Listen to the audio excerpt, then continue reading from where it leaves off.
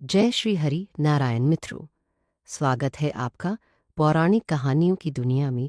आज के वीडियो में हम देखेंगे मत्स्य पुराण अध्याय 7 पार मरुतों की उत्पत्ति के प्रसंग में दीति की तपस्या, मदन द्वादशी व्रत का वर्णन, कश्यप द्वारा दीति को वरदान, गर्भिणी स्त्रियों के लिए नियम तथा मरुतों की उत्पत्ति।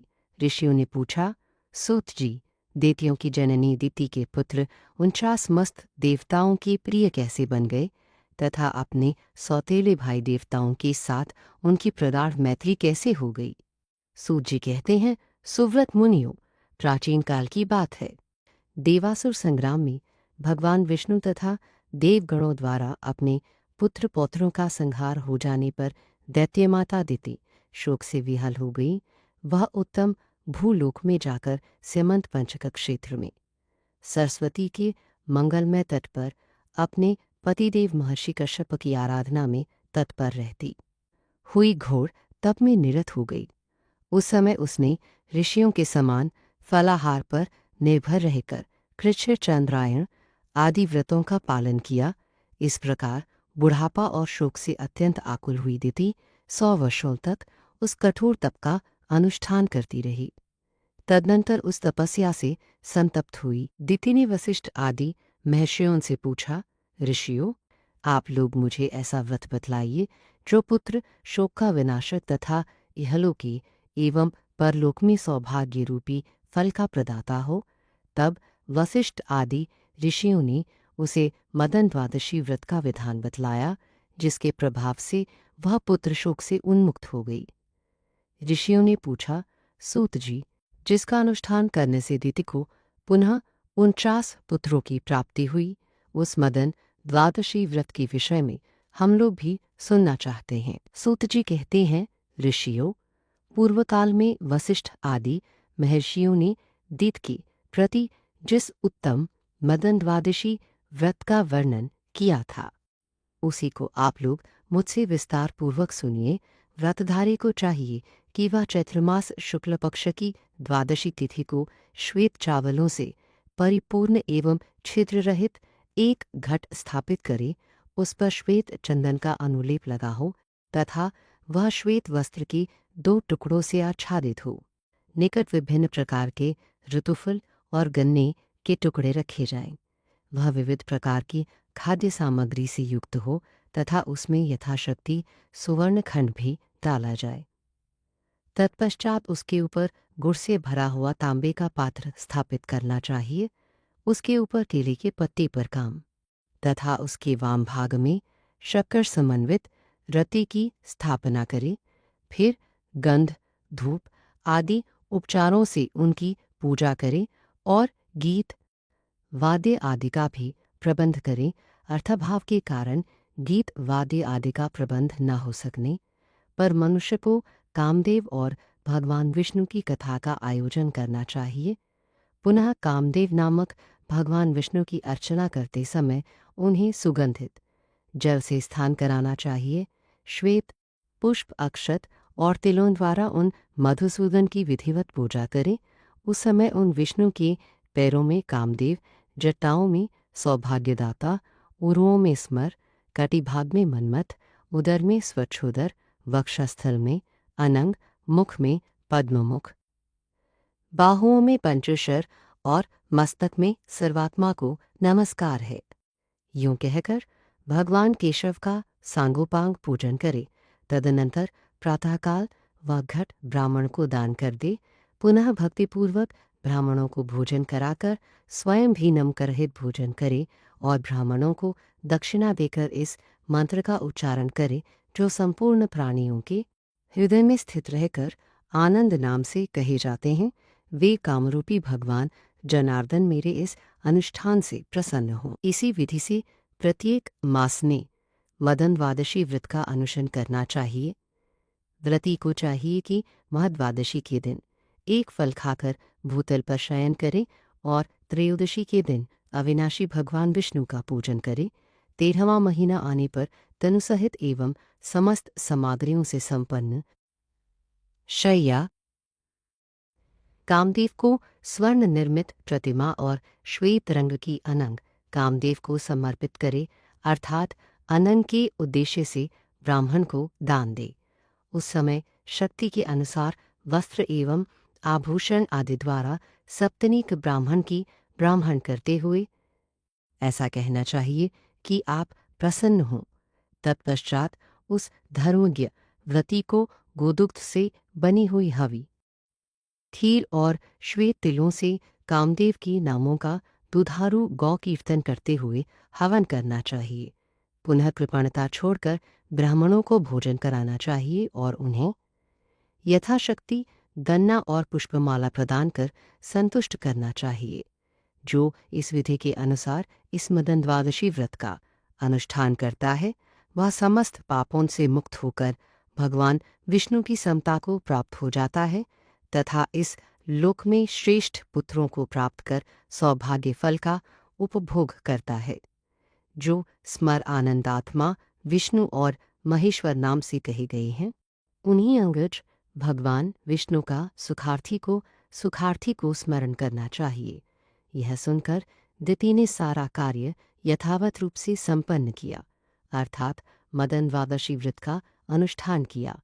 दिति के उस व्रतानुष्ठान के प्रभाव से प्रभावित होकर महर्षि कश्यप उसके निकट पधारे और परम रूपयु प्रसन्नतापूर्वक उन्होंने उसे पुनः रूपयौवन से संपन्न नवयुवती बना दिया तथा वर मांगने को कहा। तब वर मांगने के लिए उद्यत हुई दिति ने कहा, पतिदेव, मैं आपसे एक ऐसे पुत्र का वरदान चाहती हैं जो इंद्र का वध करने में समर्थ, अमित पराक्रमी, महान आत्मबल से संपन्न और समस्त देवताओं का विनाशक हो। यह सुनकर महर्षि कश्यप ने उससे ऐसी बात कही, शुभे, मैं तुम्हें अत्यंत ऊर्जस्वी एवं इंद्र का वध करने वाला पुत्र प्रदान करूंगा, किंतु इस विषय में तुम यह काम करो कि आपस्तम ऋषि से प्रार्थना करके उनके द्वारा आज ही पुत्रेष्ठी यज्ञ का अनुष्ठान कराओ। सुक्त यज्ञ की समाप्ति होने पर मैं तुम्हारे उदर में इंद्र रूपी शत्रु के विनाशक पुत्र का गर्भाधान करूंगा। तत्पश्चात महर्षि आपस्तम ने उस अत्यंत खर्चीले पुत्रेष्ठी यज्ञ का अनुष्ठान किया। उस समय उन्होंने इंद्र शत्रु भवस्व, इंद्र का शत्रु उत्पन्न हो, इस मंत्र से विस्तारपूर्वक अद्र में आहुति दी। इस यह से देवताओं को रह होना चाहता था, परंतु वे यह जानकर प्रसन्न हुए कि दैत्यों और दानवों को इस महाफल से विमुख होना पड़ेगा। कश्यप ने दिति के उदर में गर्भाधान किया और पुनः उसे कहा, वरान ने 100 वर्षों तक तुम्हें इसी तपोवन में रहना है और इस गर्भ को रक्षा के लिए प्रयत्न करना है। वरवर्णी गर्भिणी स्त्री को संध्या काल में भोजन नहीं करना चाहिए। उसे न तो कभी वृक्षक मूल पर बैठना चाहिए, न उसके निकट हो जाना चाहिए। वह घर की सामग्री मुसल, ओखली आदि पर न बैठे, जल में घुसकर स्नान न करे, सुनसान घर में न जाए, बीमवट पर न बैठे, मन को उद्विग्न न करे, नख से लौटी से अथवा राख से पृथ्वी पर रेखा न खींचे, कठिन परिश्रम का काम न करे, भूसी, लुआठी, भस्म, हड्डी और खोपड़ी पर न बैठे, लोगों के साथ वाद विवाद न करे और शरीर को तोड़ मरोड़े नहीं। वह बाल खोलकर न बे कभी अपवित्र न रहे, उत्तर दिशा में सिरहाना करके एवं कहीं भी नीचे सिर करके न सोए, न नंगी होकर, न उद्विग्नचित्त होकर एवं न भीगे चरणों से ही कभी शयन करे। अमंगल सूचक वाणी न बोले, अधिक जोर से हंसे नहीं। नित्य मांगलिक कार्यों में तत्पर रहकर गुरुजनों की सेवा करें और आयुर्वेद द्वारा गर्भिणी के स्वास्थ्य के लिए उपयुक्त बतलाई गई संपूर्ण औषधियों से युक्त गुनगुने गर्म जल से स्नान करें। वह अपनी रक्षा का ध्यान रखे, स्वच्छ वेशभूषा से युक्त रहे, वास्तु पूजन में तत्पर रहे, प्रसन्न मुखी होकर सदा पति के हितों संलग्न रहे, तृतीया तिथि को दान करें, पर्व संबंधी व्रत एवं न का पालन करें। जो गर्भिणी स्त्री विशेष रूप से इन नियमों का पालन करती है, वह शीलवान एवं दीर्घायु होता है। इन नियमों का पालन न करने पर निस्संदेह गर्भपात की आशंक बनी रहती है। पर ये इसलिए तुम इन नियमों का पालन करके इस गर्भ की रक्षा का प्रयत्न करो, तुम्हारा कल्याण हो। अब मैं जा रहा हूँ। दित के द्वारा पति की आज्ञा स्वीकार कर लेने पर महर्षि कश्यप वहीं सभी जीवों के देखते देखते अंतर्धान हो गए। तब दिति महर्षि कश्यप द्वारा बताए गए नियमों का पालन करती हुई समय व्यतीत करने लगी। सूचना पाने पर इंद्र भयभीत हो उठे और तुरंत देवलोकों को छोड़कर दित के निकट आ पहुंचे। वे दित की सेवा करने की इच्छा से उसके समीप ही रहने लगे। इंद्र सदा दित के छिद्रान्वेषण में ही लगे रहे। ऊपर से तो वे विनम्र, प्रशांत और प्रसन्न मुख वाले दिखते थे, परंतु भीतर से वे दित के कार्यों की कुछ परवाह न करके सदा अपने ही हित साधन में दत्तचित रहते थे। इस प्रकार 100 वर्षों की समाप्ति में जब 3 दिन शेष रह गए, तब दिति प्रसन्नतापूर्वक अपने को सफल मनोरथ मानने लगी। उस समय आश्चर्य से युक्त मन वाली दिति नींद के आलस्य से आक्रांत होकर पैरों को बिना धोए बाल खोलकर सिर को नीचे किए कहीं दिन में ही सो गई। तब दिति की उस त्रुटि को पाकर शची के प्राणपति देवराज इंद्र उसके उदर में प्रवेश कर गए और अपने वज्र से उस गर्भ के 7 टुकड़े कर दिए। उन टुकड़ों से सूर्य के समान तेजस्वी 7 शिशु उत्पन्न हो गए। वे रोने लगे। रोते हुए उन 7 शिशुओं को इंद्र ने मना किया, परंतु जब वे चुप नहीं हुए, तब इंद्र ने पुनः उन रोते हुए शिशुओं में प्रत्येक के 7-7 टुकड़े कर दिए। उस समय भी इंद्र दिति के उदर में ही स्थित थे। इस प्रकार वे टुकड़े 49 शिशुओं के रूप में परिवर्तित होकर जोर जोर से रुदन करने लगे।